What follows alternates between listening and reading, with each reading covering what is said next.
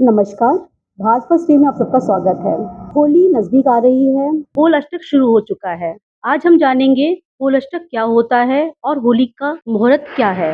इसी जानकारी के लिए आज हमारे साथ उपस्थित हैं हमारे शहर के मशहूर पंडित जी। आइए जानते हैं उनसे इस विषय में। राधे राधे। मैं श्री मुक्तेश्वर महादेव मंदिर से पंडित राम कुमार उपाध्याय। पंडित जी ये बताइए, होल अष्टक शुरू हो गया है, होल अष्टक क्या होता है? ऐसी मान्यता है कि होलाष्टक में कोई भी शुभ कार्य नहीं किया जाता, क्योंकि होलाष्टक जो है इनमें भक्त प्रहलाद को उनके पिता हिरण्याकश्यपु ने बहुत यातनाएं दी। वो यही यातनाएं के दिन है जो कि हम होलाष्टक के रूप में मानते हैं, जिनमें कोई भी शुभ कार्य नहीं किया जाता। पंडित जी होल अष्टक कब से कब तक रहेगा? ये अष्टमी से लेकर के पूर्णमासी तक होते हैं, 24 तारीख से और 2 तारीख तक के लिए होंगे पूरे। पंडित जी इसके पीछे और कोई मान्यता है जिसको आप जनता को बताना चाहेंगे? मान्यता यही है कि भक्त प्रहलाद को इन दिनों में बहुत यातनाएं दी गई थी, इसलिए हम इनको शुभ नहीं मानते इन दिनों को, इसलिए इसमें कोई भी शुभ कार्य नहीं होता है।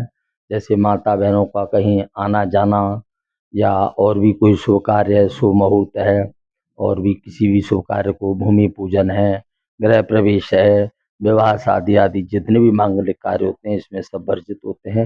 होलिका दहन कब है और उसके मुहूर्त क्या है? होलिका दहन 2 मार्च और रात्रि 1:30 से, यानी जो भद्रा काल होगा, भद्रा काल का जो पुंज काल होगा उसमें कर सकते हैं, क्योंकि होलिका दहन फागुन शुक्ल पक्ष की पूर्णमासी के दिन, और वो भी पूर्णिमा तिथि प्रदोष काल व्यापिनी होनी चाहिए। इस दृष्टिकोण से 2 मार्च को ही पूर्णिमा प्रदोष काल व्यापिनी होगी, 3 मार्च को नहीं है। प्रदोष काल में पूर्णिमा 3 मार्च को नहीं है, इसलिए 2 मार्च को ही ये होलिका दहन श्रेष्ठ रहेगा। पंडित जी हम ये पूछना चाहेंगे कि पूजन की विधि क्या होगी इस बार? पूजन की विधि, घर में जो कुछ भी हम गुजिया मठरी आदि जो कुछ बनाते हैं, हल्दी रोली और चावल आदि, इनसे पूजन करते हैं। घर से ही ये सब थाली सजा कर ले जाते हैं, पुष्प आदि और जल लेकर के जाते हैं, पूजन करते हैं। और ये पूजन भी शाम के समय किया जा सकता है, लेकिन दिन में ज़्यादा शुभ नहीं रहेगा। क्यों कि 5:55 सायं पूर्णमासी आरंभ हो रही है, इसलिए सायं को ही करना ज़्यादा उचित है। होलिका दहन जो होता है वो क्यों किया जाता है? बहुत अच्छा सवाल है आपका। होलिका दहन इसलिए हर साल होता आ रहा है, हम लोगों की ऐसी मान्यता है कि जो होलाष्टक हैं, इन होलाष्टकों में भक्त प्रहलाद पर उनके पिता हिरण्याकश्यपु ने बहुत यातनाएं दी, और पूर्णमासी के दिन तो यहाँ तक कि हद हो गई।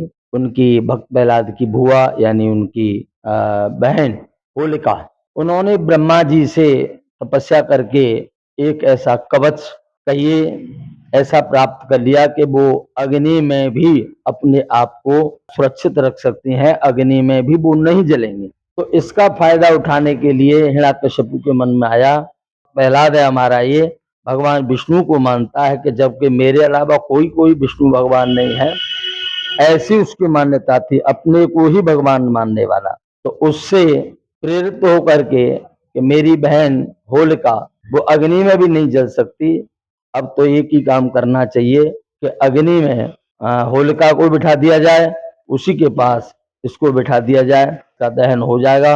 इसी दृष्टिकोण से होलिका का दहन उस दिन हुआ। दूसरे को यातना देने के लिए भी, वो भी भक्त को, भक्त प्रहलाद को जलाने के लिए, लेकिन बुराई रूपी होलिका खुद जल करके भस्म हो गई, और भक्त प्रहलाद का कुछ भी नहीं बिगड़ा। भगवान की कृपा से उन भक्त प्रहलाद की उस समय भी जय जयकार हुई, और आज भी जय जयकार हो रही है, और आगे भी जय जयकार होती रहेगी। ये भक्ति का प्रताप है, क्योंकि हिरण्याकश्यपु ये कम भक्त है, और उनके सुपुत्र भक्त प्रहलाद वो भक्त हैं। कम भक्त ने भक्त को नाना प्रकार की यातना दे करके उनको नष्ट करना चाहा, लेकिन वो स्वयं ही नष्ट हो गए, और भक्ति आज भी जिंदा है, क्योंकि भगवान की कृपा, भक्त की जय जयकार आज भी है, और भक्त प्रहलाद जी महाराज की जय हो। किस किस को होलिका दहन नहीं देखना चाहिए? होलिका दहन जो है ये कोई ज्यादा शुभ नहीं माना जाता, क्योंकि उसमें तो बुराई को जलाया जा रहा है। तो वहां पर जाकर के गर्भवती माता बहनों को नहीं जाना चाहिए, छोटे बच्चों को भी ज्यादा नहीं ले जाना चाहिए, वहां केवल पूजन में ले जा सकते हैं। और जिस समय होलिका दहन हो रहा है उस समय केवल गर्भवती और छोटे बच्चों को, इनका तो बिल्कुल ही वर्जित है, नहीं जाना चाहिए, उचित नहीं होता है होलिका दहन के दर्शन करना इनके लिए। अभी आपने सुना पूर्णमासी जो है वो कब लग रहा है, पूजा कब होगी, विधि किस तरीके से की जानी चाहिए। ऐसी ही रोचक जानकारियों के लिए बने रहिए भास फर्स्ट टीवी के साथ। मैं अपनी वीडियो जर्नलिस्ट श्रद्धा के साथ सुष्मिता राय।